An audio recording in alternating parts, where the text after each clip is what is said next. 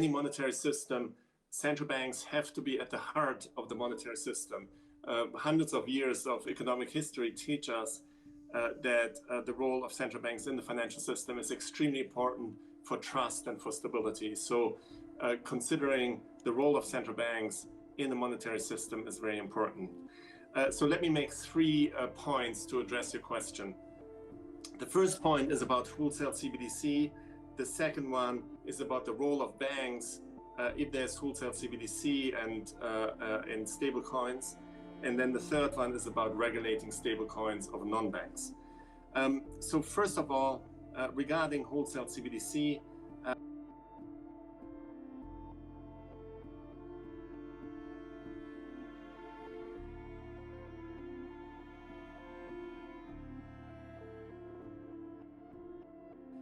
I think that can be very beneficial. It has the potential to use new technologies, the technologies that were already discussed by previous speakers, particularly cryptography. And I fully agree with Liev, who was pointing out that what you want to use is a common ledger, right? So distributed ledgers have many problems, the lack of finality, the lack of identity. So to use new technologies for policy purposes, having a common ledger, perhaps run by the central bank or by an agency appointed by the central bank,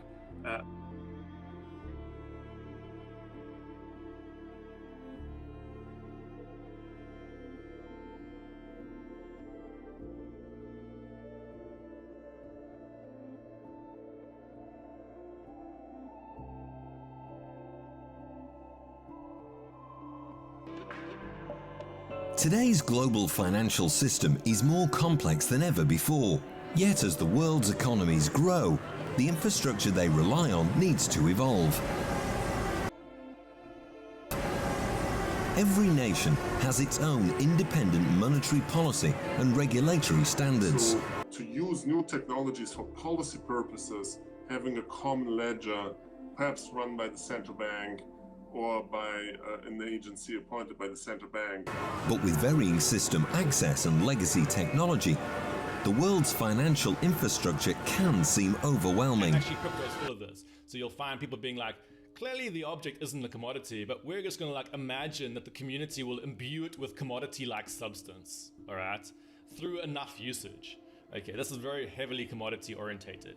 Now, there's an alternative theory or tradition in monetary thinking, which you'll be very exposed to if you do anthropology, which is credit thinking of money, where basically you see money as promises, right? So you will see money as IOUs issued out through, so I can get things by uttering promises. And you know this through your friendship groups. I can go up to my friend and I can say something like, hey, please could you just give me some, I don't know, can you give me some flour, please? And I will, I'll give it back to you at some other point. Basically what I just did there is I uttered a promise, it came out of me, and back came flour or whatever, some kind of commodity, right? So you can see the bidirectional structure, promise for thing. And so you're paying by promise, okay? And that's an IOU, and you can formalize that if you want. You can write that out as a piece of paper, you can write it out on a computer, and these are IOU systems, right? And this is a sort of proto form of money, and our large-scale monetary systems right now are like highly elaborate IOU systems. Now, if you're thinking about interesting forms of alternative money, you want to, at least for me, maintain this idea of paying by promise, but to sort of like make it more horizontal. So what I find fascinating is these ideas of these kind of like peer-to-peer networks of IOUs. Well, of course, no payment system is perfect. And then what I can see coexisting alongside this institution is something like a Ripple platform, that currency-agnostic peer-to-peer payment system I just described that facilitates low-cost payments. So.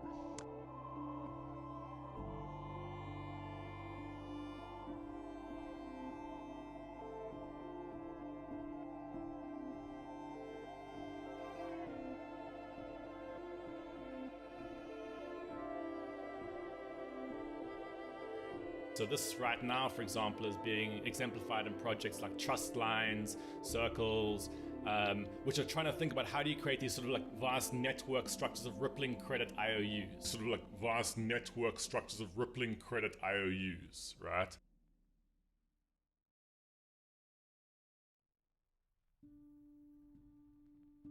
Right? That to me is far more interesting as a monetary experiment than trying to just like issue out these like commodity like digital objects and hope that they get adopted by a community. This is Brett Scott. Brett Scott is a journalist and author. He writes for The Guardian, New Scientist, Wired Magazine, CNN, and BBC. He also wrote a report on cryptocurrencies and blockchain technology in 2016 for the United Nations Research Institution. He describes rippling. This is a function on the XRP ledger. What happens if Leia and Darth Vader are not on the same gateway? To deal with that, Ripple uses something called rippling. But before we look at that, let's see how that works with traditional banking. Remember, a bank roughly corresponds to a gateway. So if, as before, Leia wants to transfer $15 to Darth Vader, the way this works is that her bank and Vader's bank hold bank accounts with each other, or in Ripple terms, they have trust lines between each other. First, Leia's bank agrees to transfer the balance on Leia's account to Vader's bank. In other words, Leia Banks agrees to owe Leia $15 less and Vader's bank $15 more. But they only agree to do that if Vader's bank will owe Vader $15 more, thus completing the transfer. The way this suggestion is communicated between the banks is by using the SWIFT protocol. So SWIFT is what something like 10,000 financial institutions around the world today use for communicating transfer of money. With Ripple, it would be Ripple's protocol RTX. We can also send money through a Ripple network or a network or trust lines using gateways. What the Ripple founders found was that people using Ripple didn't really have enough context to be able to send money through acquaintances using the Ripple effect. So the alternative approach, which is most commonly in use today, relies on gateways. And I'm going to show you how that works with this example. So Chewie wants a blaster from Yoda worth $25. As before, there is no direct trust line between the two parties who want to trade. And of course, we have to assume that they're not in the same physical spot. Otherwise, Chewie could just hand Yoda the cash. So somehow, we want Yoda to get his balance with Luke updated to reflect him getting paid by Chewie. To get his transfer going, Chewie needs a higher balance. Otherwise, there's nothing to transfer. So first step is to deposit $20 with Boba Fett to get his balance to $30. Now he can freely move $25 to Darth Vader. So we'll reduce Chewie and update Darth Vader's balance. In exchange, Darth Vader is going to deposit $25 with Luke, who then updates his balance with $25. Vader can then ask Luke to reduce his balance and increase Yoda's balance, thus effectuating the transfer of $25. And finally, Yoda can then redeem this from Luke in cash. And the update has to be updated accordingly. Notice how this sort of transfer can happen automatically unless Luke already owes Darth Vader. The transaction wouldn't be very fast if Chewbacca, as in the example I showed you, had to wait for Darth Vader to physically deposit $25 with Luke, right? In this context, Darth Vader is what we call a market maker. And we can think about Luke and Boba Fett as gateways. A market maker is someone who offers to buy a balance at one gateway in exchange for a balance at another gateway. Vader sells a balance with Luke in exchange for a balance with Boba Fett. In real life, a market maker would typically buy balances in one currency in exchange for a balance in another currency. Considering these promising results, we have decided to launch a new series, I announce it today, of free experiments. You will learn more on them in the coming weeks, but let me already give some insight today. Two of these experiments focus on improving cross-border payments, the first business case I mentioned. By working on interoperability between CBDCs with innovative solutions, such as a liquidity management tool based on decentralized finance technology, AMM, Automated Market Maker. Now, something near and dear to my heart, the Automated Market Maker specification. The Automated Market Maker addresses most of the pain points that people face in the decentralized liquidity landscape today. So, the DEX launched in 2012. It allowed tokenization of any kind of asset and the ability to trade and move them in just seconds on chain. It provided like globally competitive liquidity, but there was no way to get yield, and sometimes there just wasn't the sort of liquidity that people might need. So RippleX focused on differentiating our DEX with automated market making in conjunction with the central limit order book and integrated with payments so that these three features work together to provide a feature set that is unmatched. This is not everybody else has automated market makers, now we have them too. This is everybody else had automated market makers because they couldn't build an order book. Imagine an order book on Ethereum. If you think about how order books work, as prices change, people place offers at different rates. They cancel previous offers. If it cost you $13 to place an offer that nobody's likely to take, just to provide liquidity in case someone needs it, that's completely untenable. If your transactions take 10 minutes to confirm, you can't track price changes. We have our own order book because we can, and the functionality of both of them together is just, I don't have words to convey how excited I am about this feature. We ought to face this great challenge of international payment system that is managing the risk of fragmentation and coming with digitalization that allows us to connect. Some countries may consider developing parallel disjoint payment systems to mitigate the risks of potential economic sanctions. Now, if we have these kinds of payment blocks, that would only worsen the impact of the broader fragmentation I started from, the risks of economic blocks.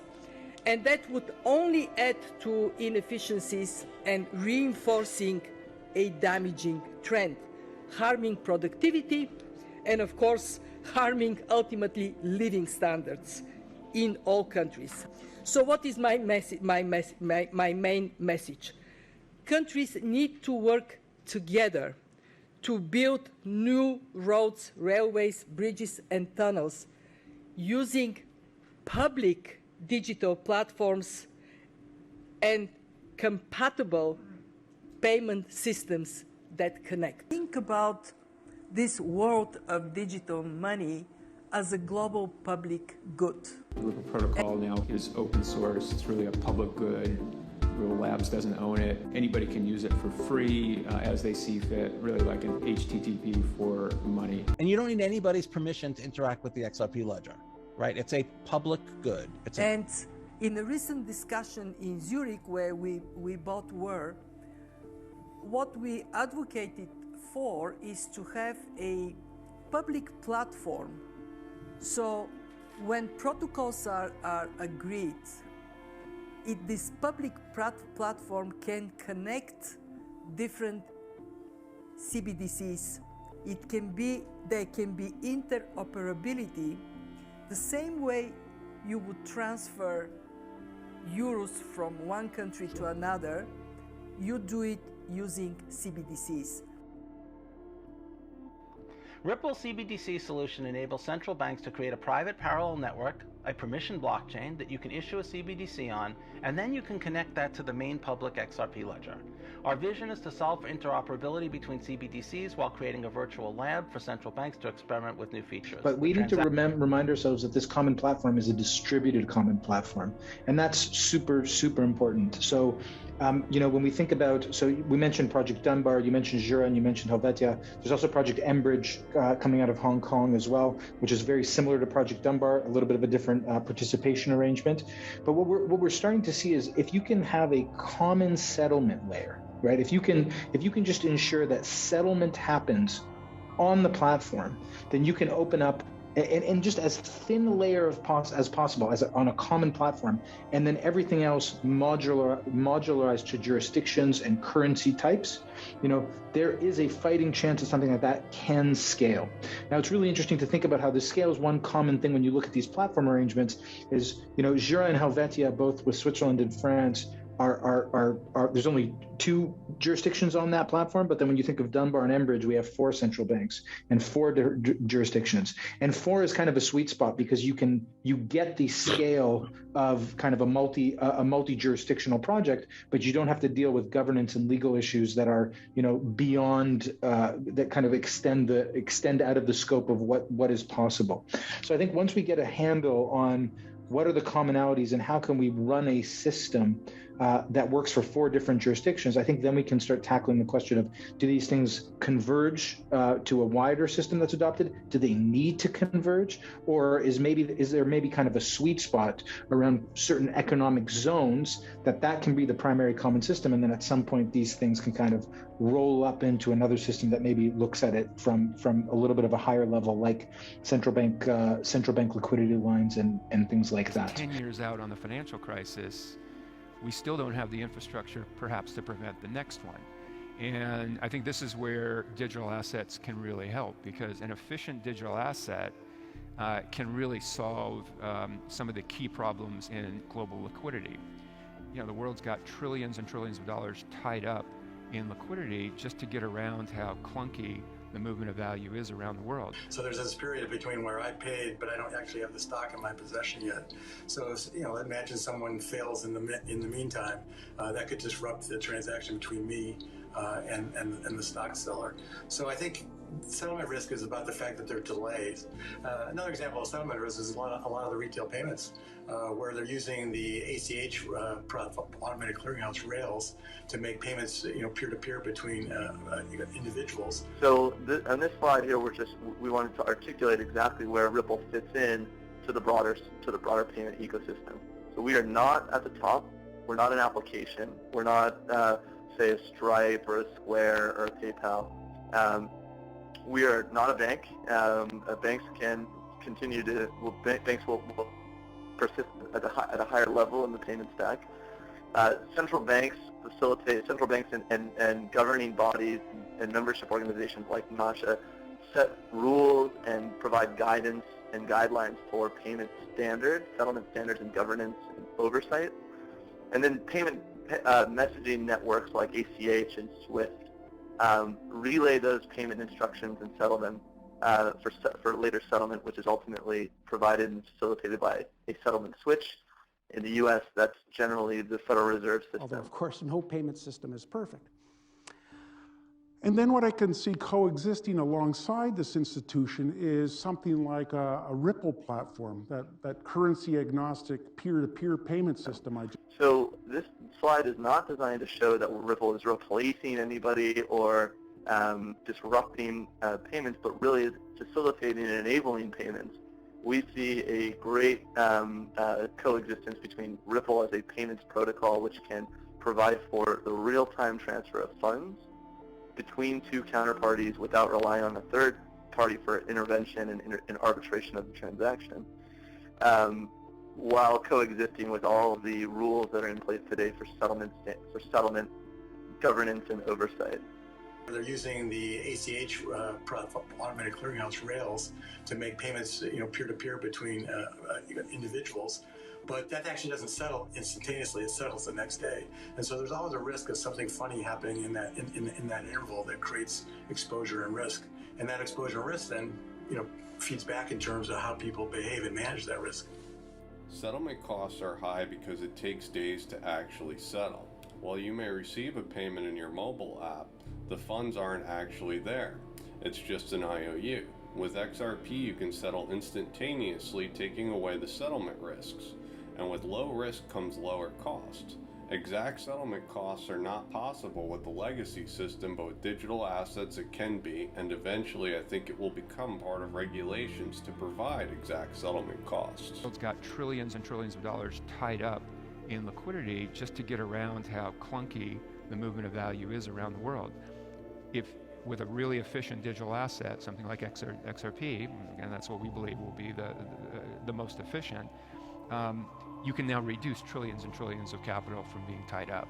So you can make those transfers instantly as a bank or as a payment provider or as an enterprise without having to have money pre-positioned all over the world. An efficient digital asset can really solve some of the key problems in global liquidity. Something like Xrp, again, that's what we believe will be the most efficient. Pull up into another system that maybe looks at it from a little bit of a higher level, like central bank liquidity lines and things like that. Our view in the future is you don't have to have this pre-funding, and instead you can use a digital asset to have global liquidity on demand. Now, we build upon a tech stack of an open source technology called Xrp. Xrp, originally was built by some engineers who had seen some of the flaws of Bitcoin.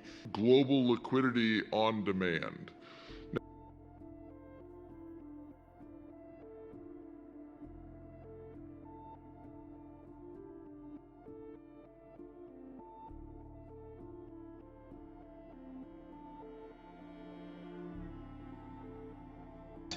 To answer your question, maybe a little bit about the FX, will CBDC have an impact on the FX quoting, FX markets, and things like that? I think the answer is that it absolutely will.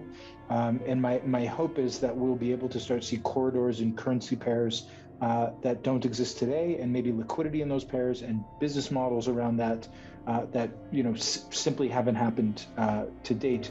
Daniel Eden is former R3 that is now working for the BIS Innovation Hub. Still working with Ripple at all as a company? I know that there was some extracurricular activity that was working its way through the courts, but and it's since been resolved. But I'm curious if there's ongoing discussions, since one of their primary focus is on the interbank settlement component that you're also touching. So frankly, Ripple's probably the only topic I can't talk about. So I just don't talk about it. I can't talk about it.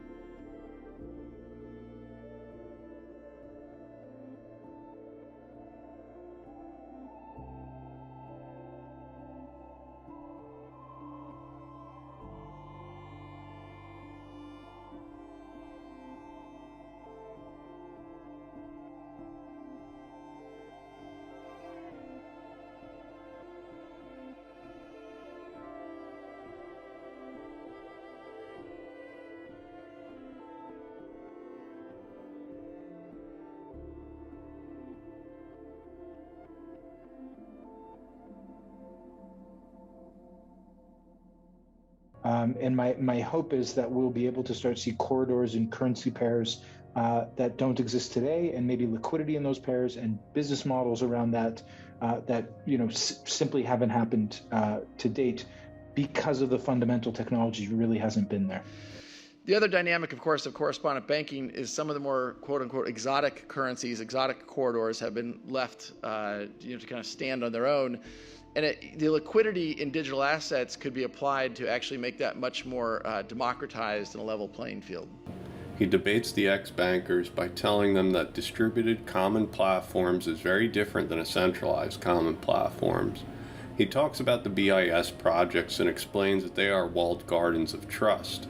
Having these faster payments or CBDC projects with countries that trust each other will bring an economic boost locally, but the same problems will exist when you leave these smaller networks.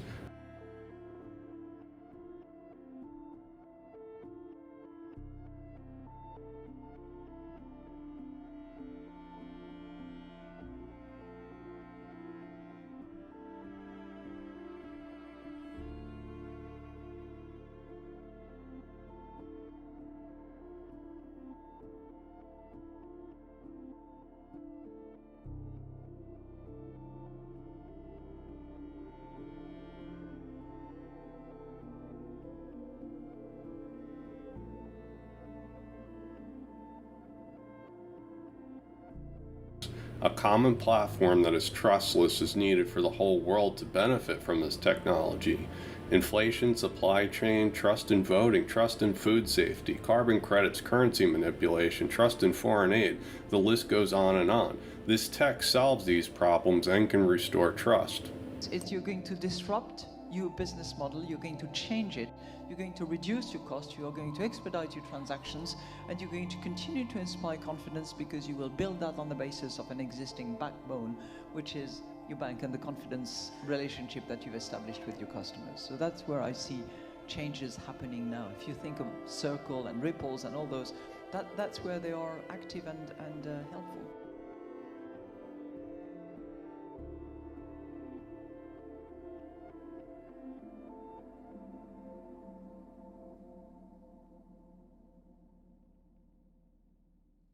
Go for it. The first one's for you.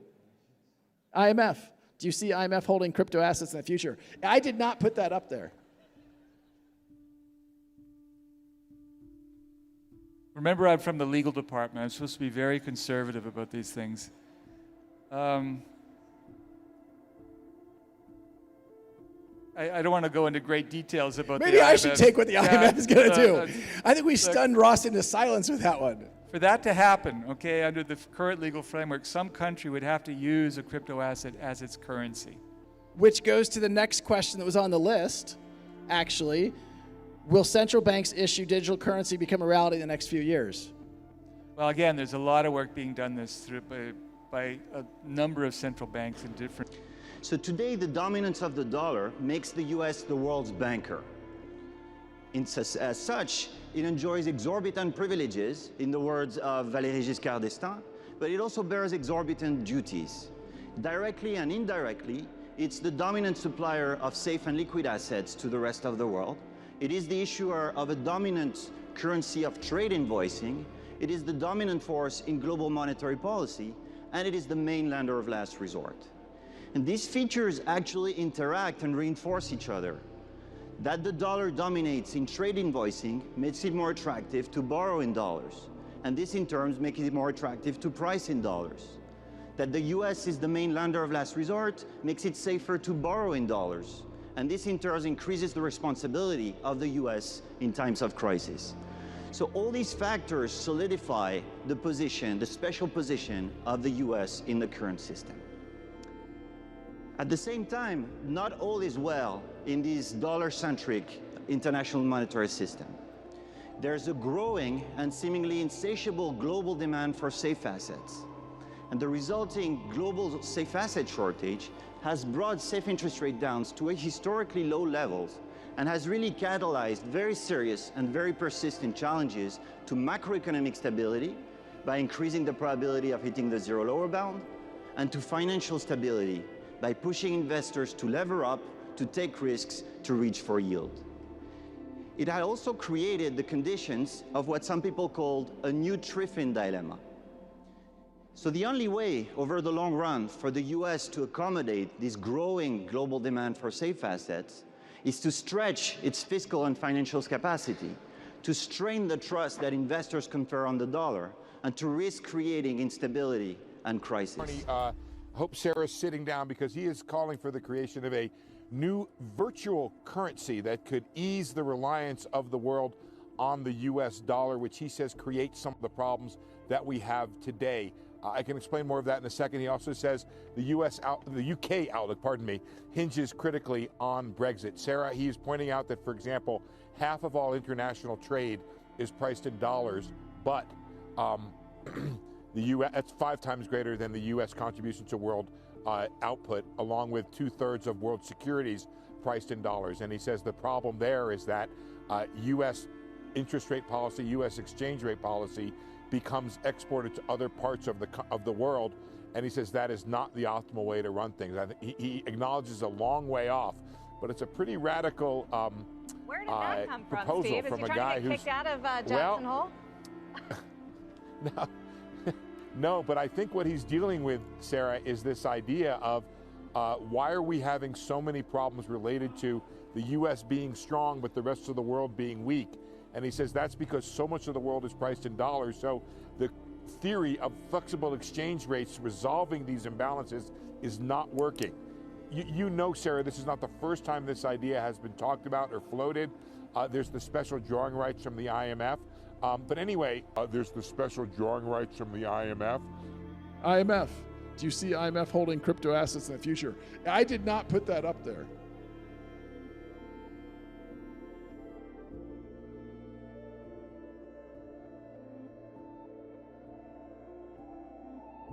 Almost like a mic drop, and you said we need to go to a global virtual currency.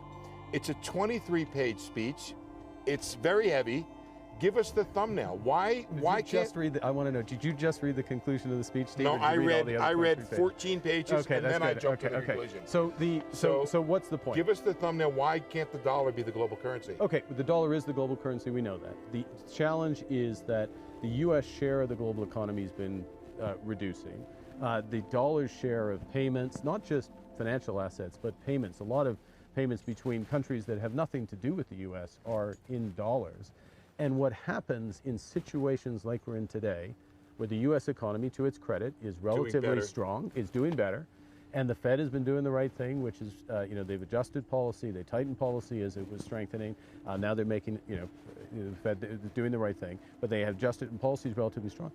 That means rest of world policy is tighter than it needs to be, and that feeds back on the U.S. economy in a way that ultimately slows this economy.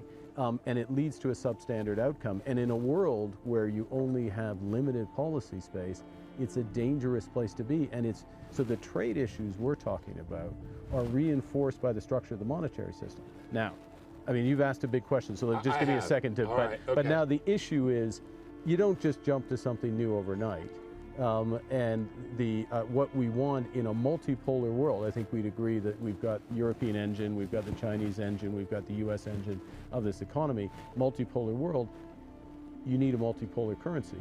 The question is, how do you get there? And I laid out some ideas of how you would get there. And the bottom line, Governor, is that all of the pressure on the difference in growth around the world would not fall on the dollar exchange rate. It would be spread out if it was a global basket of currencies. It would be spread out as a global basket of currencies. It's better for the system as a whole. It's better. It raises that equilibrium level of interest rates. Right. It gives central banks more policy, but it gives people who are watching greater returns on their savings. Well, we work with 90 banks globally. We have 15 in production deployments.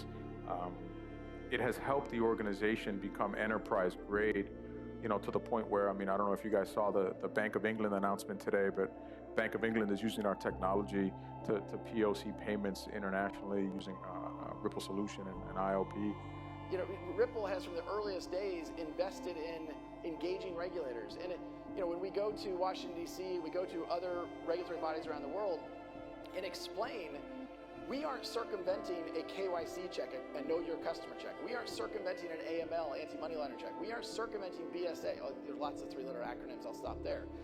But look, the Bank of England is a paid customer of Ripple's.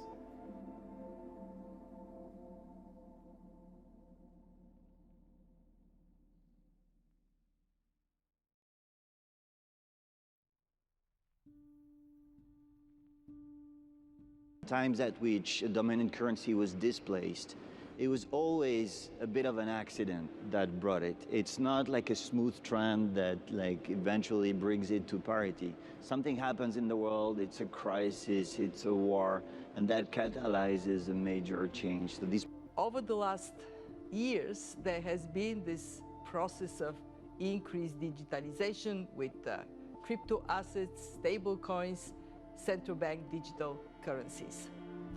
The pandemic put this on steroids, so now we see a much faster advancement in that direction.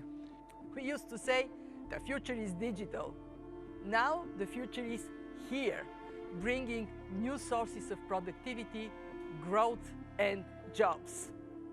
Let me conclude. In the past 7 weeks, the world has experienced a second major crisis, a war on top of a pandemic. A multipolar world, you need a multipolar currency. The question is, how do you get there? I think when you look at the future of money, I think it's very important to look at where we are and where we came from. And so over 20 years ago, the dollar now below 60% central bank reserves globally. And where that's going is that most countries, even allied countries, are doing stress tests in their central banks about the dollar, especially post the actions in Ukraine and Russia. Multipolar world, you need a multipolar currency. The question is, how do you get there? Формируется новая реальность, когда однополярный мир безвозвратно уходит в прошлое, и когда складывается многополярная реальность. Это объективный процесс, его невозможно остановить.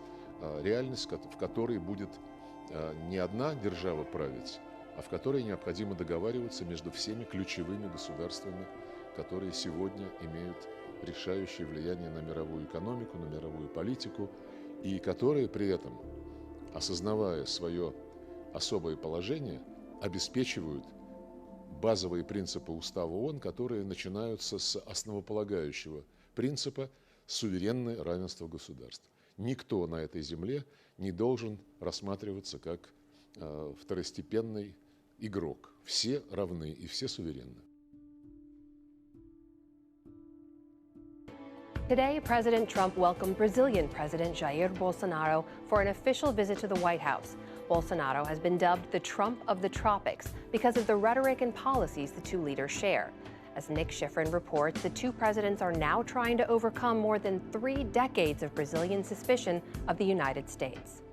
We're going to exchange jerseys. Today at the White House, the leaders of the Western Hemisphere's 2 largest economies declared themselves on the same team and allied in a new North-South American axis.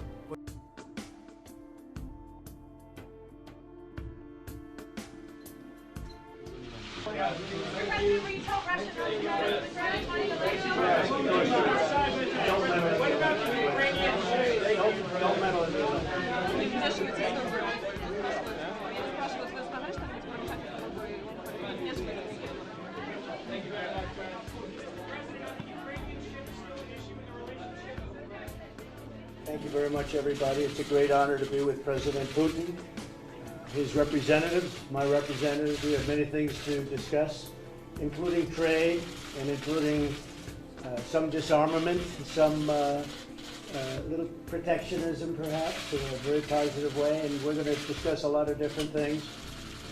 We've had great meetings. We have a very, very good relationship. And we look forward to spending some very good time together. A lot of very positive things going to come out of the relationship. So, Vladimir, thank you very much. Thank you. Speaking about having the ball in our court in Syria, President Trump has just mentioned that we've successfully concluded the World Football Cup. Speaking of the football, actually, Mr. President, I'll give this ball to you, and now the ball is in your court.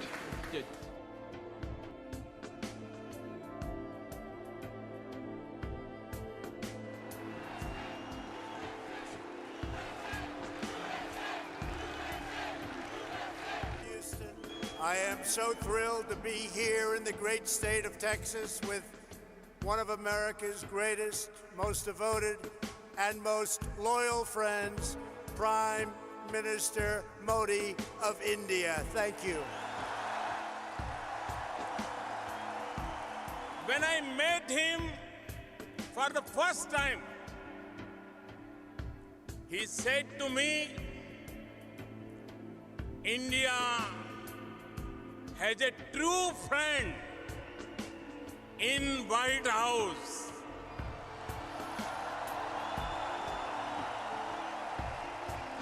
Ladies and gentlemen, I present to you my friend, a great American president, Mr. Donald Trump. Mr. Modi, I look forward to working with you to make our nations even more prosperous than ever before.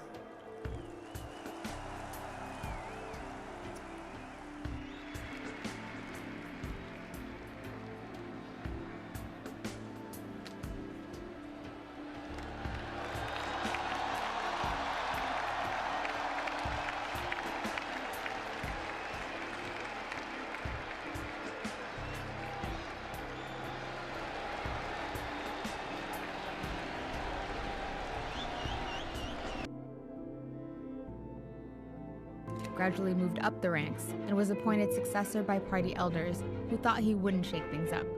But that plan backfired. One of the signatures of his presidency has been a massive anti-corruption drive that punished nearly 300,000 politicians in 2016 alone. The corruption hunt has been both praised for its effectiveness and criticized as a ploy to root out Xi's political opponents. 这其中没有什么权力斗争，没有什么纸牌屋。 The Chinese are pulling out all the stops. They're going to have all the lavish dinners, the bilateral meeting with President Xi Jinping, all of the grandeur, the pomp and circumstance that you'd expect for any state visit. But they also said they're going to be adding some personal touches. So he's going to be taking a tour of the Forbidden City. There have been reports that he is going to be the first American president to actually be hosted by President Xi or by a Chinese president in the Forbidden City. So that is also another personal touch. And I'm greatly honored to host this lunch, to be joined by the leaders of Côte d'Ivoire, Ethiopia, Ghana, Guinea, Nambia, Nigeria, Senegal, Uganda, and South Africa. In particular, I want to thank President Condé, who is representing the African Union. Thank you. In this room, I see partners for promoting prosperity and peace on a range of economic, humanitarian, and security issues. Well, South Africa is in a very difficult situation. I think you have to acknowledge that.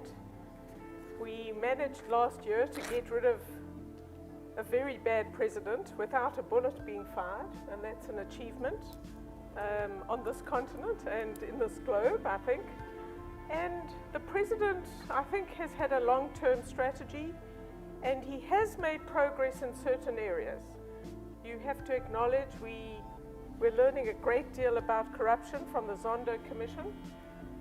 He has started the pushback on retrieving the institutions that the Zuma administration and the many corrupt people around that had infiltrated and essentially destroyed. We have new leadership at the South African Revenue Service. We have a new head of the National Prosecuting Authority who has to rebuild that institution. 6 of the world's 10 fastest growing economies are in Africa. So, Ben, the new development bank created back in 2014 by the BRICS members, it was literally established to counter the IMF bank. Yep. And be able to lend money to emerging economies. So far, it's approved 46 projects valued at $12 billion, billion with a B. Yep. How significant is this, and do you think that this bank is fully competing on the world stage? Well, it's not fully competing yet, but it absolutely will get there. I mean, I certainly see the growth that's taking place there, but that was really step 1, was establishing this. Step 2 is what's being discussed now, which is the payment processing system. So really what they're competing with is the SWIFT bank system, right? So right now, if you're sending money overseas from a U.S. bank, you have to use, or any Western country, you use that SWIFT system that is set up in Belgium. And that prevents money laundering in theory and all that kind of thing. But what the BRICS nations are doing is saying, well, we don't need to use the SWIFT system because we don't want to be subjected again to U.S. sanctions, because if the U.S. is sanctioning you, you can't move money using that SWIFT system. So what's really interesting is, number one, they're creating a payment system that would go around SWIFT. But how do you do that when you have 5 major countries that all have their own currencies?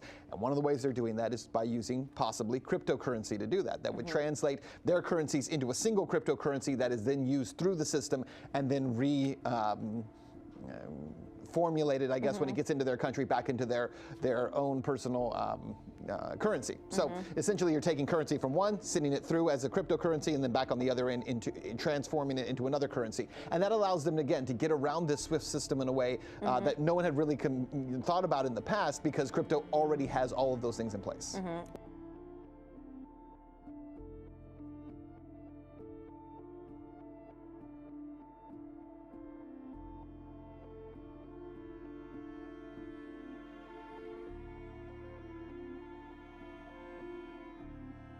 In 1960, Robert Triffin wrote a paper called The Triffin Dilemma. He points out that having a world reserve currency is unsustainable. The U.S. will be in perpetual trade deficits and will not be able to service domestic policy because global policy will contradict. Meaning, the U.S. dollar will inflate away, but the Fed cannot raise interest rates because it will crush the global economy due to every country's dependence on dollars. This is what we are seeing today. As the Fed raises interest rates, smaller nations are crushed. If the fundamental inflation comes from fiscal policy, then the Fed has limited ability to fix it. As a metaphor, the Fed is about liquidity, right? So if the fiscal policy is, the car's going too fast down the freeway, fiscal policy is the accelerator stuck to the floor, the Fed can drain some oil out of the car. That'll slow it down. It's not a very effective way to slow it down. And the fundamental problem is still that the accelerator is stuck to the floor. And you said something very deep, which I appreciate because it took me a couple of years to get to that understanding. The Fed's ability to cool the economy by raising interest rates is limited by fiscal policy. And I'll just draw out what you said. If the Fed raises it, suppose the Fed raises interest rates to 5%. Now, my colleague John Taylor of the Taylor Rule says interest rates should be about 9%. You got 7% inflation. You need interest rates higher than inflation in order to tamp down inflation. So the Fed is going on a forecast that almost all this inflation is going to go away its own. It only has to raise interest rates to 2 to 3% for the interest rates to be higher than inflation. No, watch out.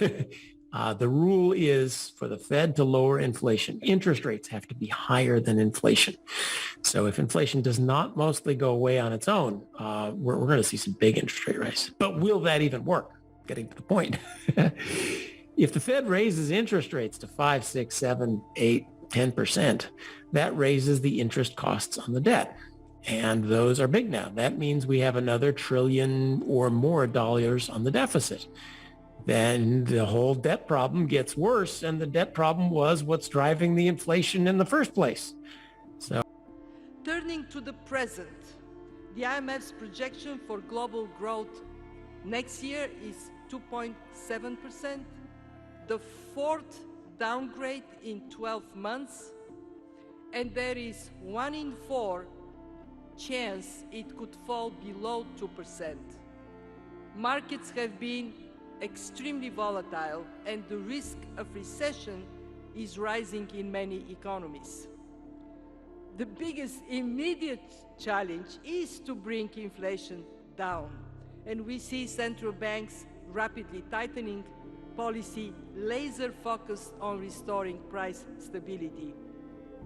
It is the right thing to do for growth and also to shield people, especially the poorest, but it will come at a painful cost. Growth will be slower and unemployment higher as monetary tightening ratchets up. Then the question essentially becomes is, who will benefit? So what's the big deal? Yeah, payments is faster, settlement is this way, international payments are same as domestic payments, and we can do million payments a minute. So what? So who will benefit? Right? Because if nobody benefits, why do it?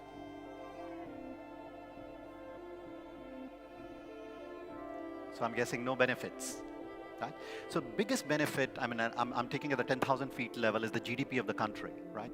As you increase the velocity of money, right, automatically you will be able to get higher growth rates. So a very simple example I'll take. So let's assume today you invoice your clients on a 30-day payment term. So she's selling, say, for example, goods on the internet, and her clients pay her in 30 days, right? And by the time you actually receive the payment is 33 days. That means you need 3 days of extra working capital because you're waiting for money to essentially come to you. Now, let's assume she invoices on 30-day terms and she gets the money on 30 days. That means you need 3 days less of working capital. If you look on an yearly basis, you need 36 less days of working capital, right? If you add these 36 days within your balance sheet, you get 10% extra sales because you now don't need to account for this particular capital. So how many central bankers will give their right arm to get 10% more growth within their economy without doing anything? Right?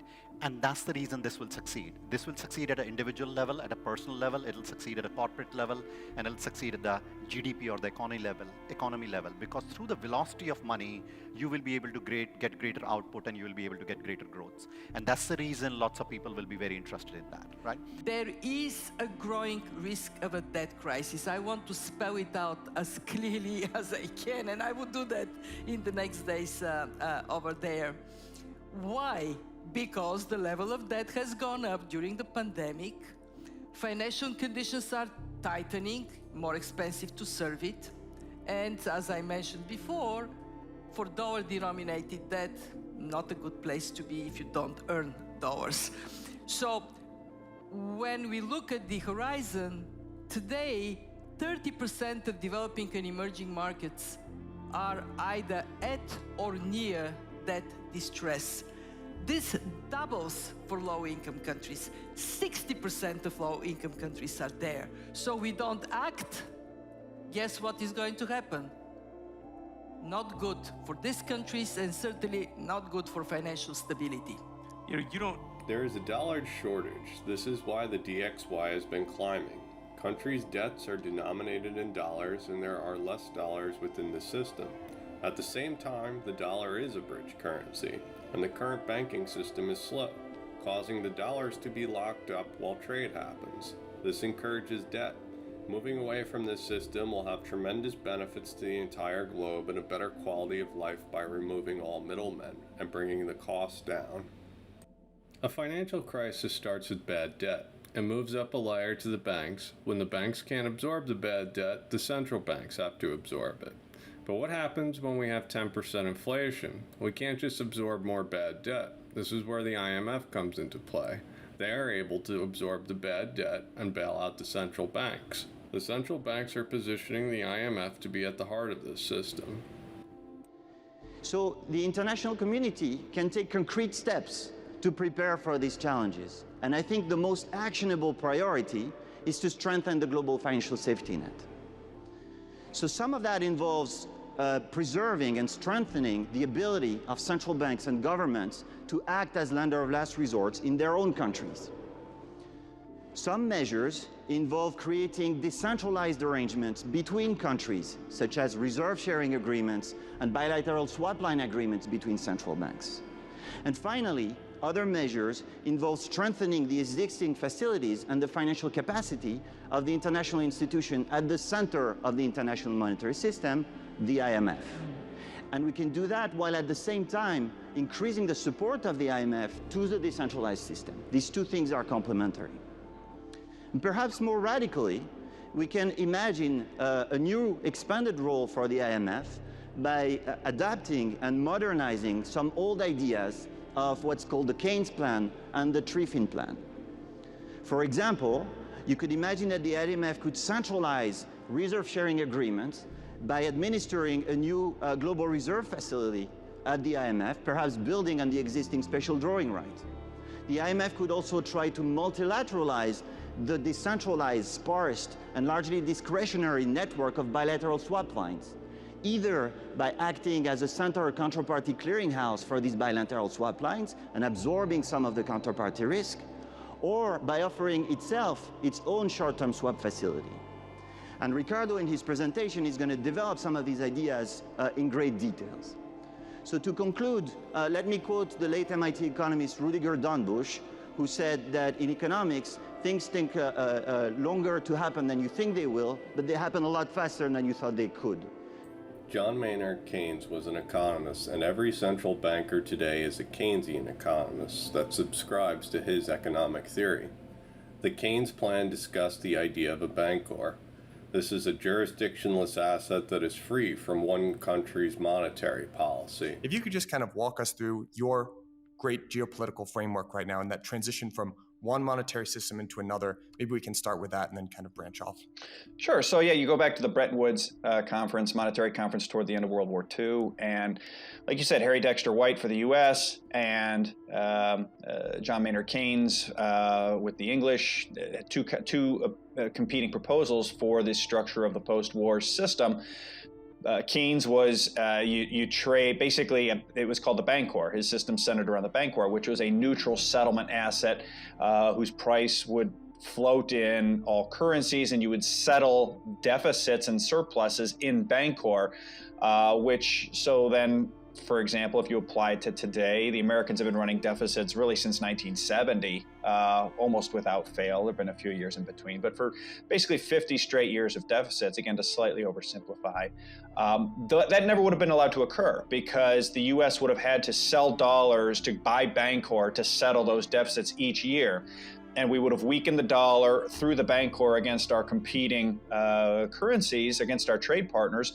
And we would have gotten more competitive. And so you would have had two things. It would have driven a greater real-time balancing between consumption and production here in the U.S. Obviously, we've basically offshored a lot of our production over the last 50 years and focused on consumption and really focused on U.S. government consumption in particular. So that would have forced greater fiscal discipline on the U.S. government. It would have kept a lot of these middle and working class jobs that were offshored elsewhere over the last 50 years, that would have kept them here.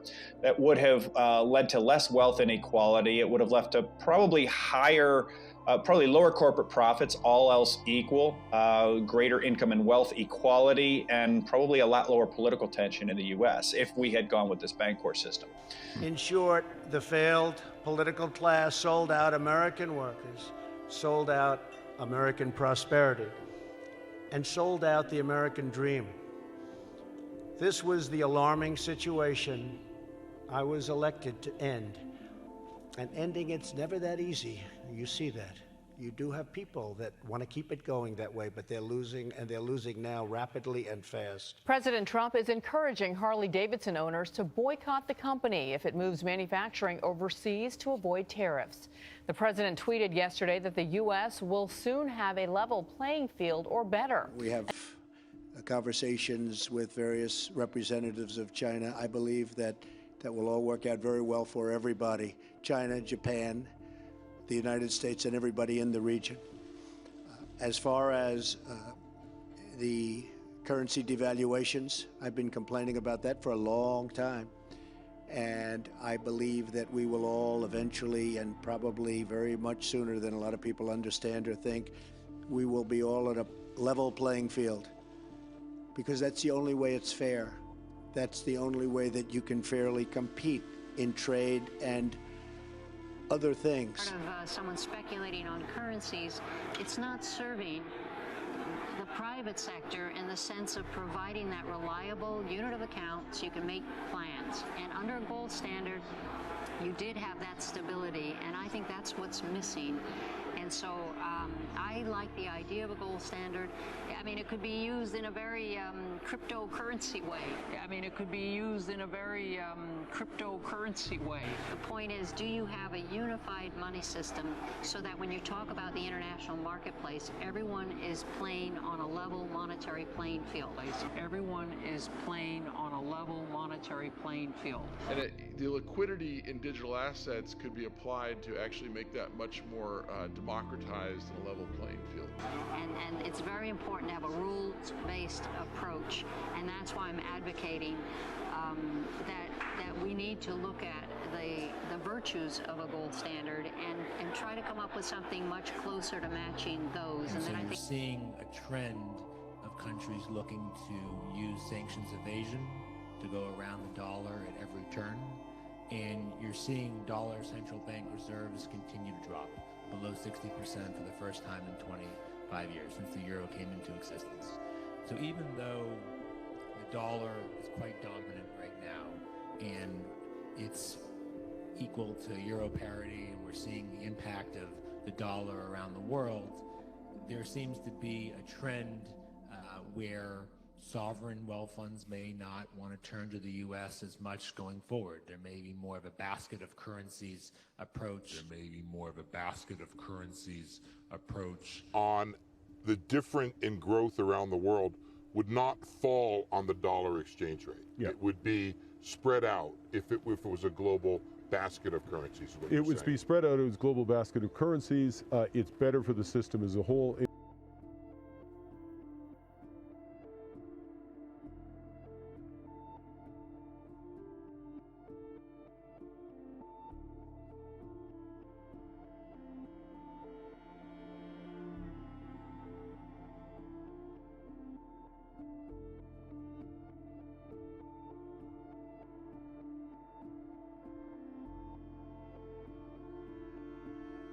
The bancor replaces the dollar as the reserve currency and is able to inflate and deflate without crippling the issuing nation's economy.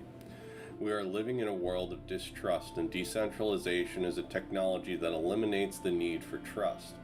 Today's system heavily relies on trust, and this is where the problems come into play. With trustless systems, no one country is responsible for global monetary policy. All nations depend from each other. What do you think about cryptocurrency as a form of currency? Well, I think the train's already left the station. The infrastructure they rely on needs to evolve. You may or may not know that I just joined the board of Ripple, and the reason why I chose to join that board, it's, in my opinion, one of the few cryptocurrency options out there that has a credible and legitimate use. So financial institutions use it to settle cross-border payments. The standard of the Internet of Value. Global liquidity to any market, any country, any place, anywhere. Fully exchangeable to any currency, asset, or commodity. Transactions are settled in 4 seconds. Xrp is traded 24/7, 365 days a year, everywhere in the world. Removing friction from global trade, removing barriers, removing borders. Xrp transfers value anytime and all the time. From you to any place on Earth.